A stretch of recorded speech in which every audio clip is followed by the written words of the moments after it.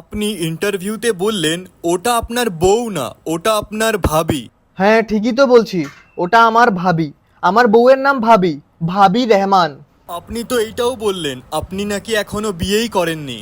বিয়ে করিনি তো, আমার ওর সাথে জনম জনমের সম্পর্ক। বিয়ে একটা ছোট ওয়ার্ড, এই ছোট ওয়ার্ড দিয়ে কিছু হয় না আর কি, তাই আমি বিয়ে ওয়ার্ডটা কোথাও উচ্চারণ করি না। আপনি নাকি লজ্জায় নিজের বাপ মায়ের পরিচয় কোথাও দিতে চান না। ভাই আমি নেপোটিজমের উপর বিশ্বাস করি না। কথায় কথায় বাপ মায়ের পরিচয় দিয়ে বেড়াবো এমনটা আমি না। আমি নিজের পরিচয় বড় হইতে চাই, এই কারণে আমি সব জায়গায় বাপ মায়ের পরিচয় দেই না। সবাই বলছে আপনি নাকি মানুষের ইমোশন নিয়ে খেলেছেন।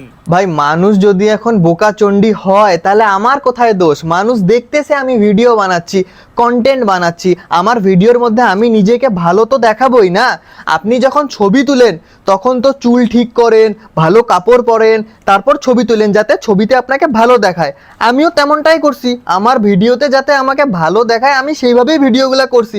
এখন আপনারা যদি আমাকে বাপ বানায় নেন আমার ভিডিও দেখে, আমার তো কিছু করার নাই, আমি কারণ ইমোশন নিয়ে খেলিনি ভাই। আপনাকে নিয়ে বড় বড় কন্টেন্ট ক্রিয়েটররা অনেক নেগেটিভ পোস্ট করতেছে, তাদেরকে নিয়ে কি বলবেন? তাদেরকে নিয়ে কি বলবো, এতদিন ধরে পুরা মার্কেট আমি ক্যাপচার করেছিলাম।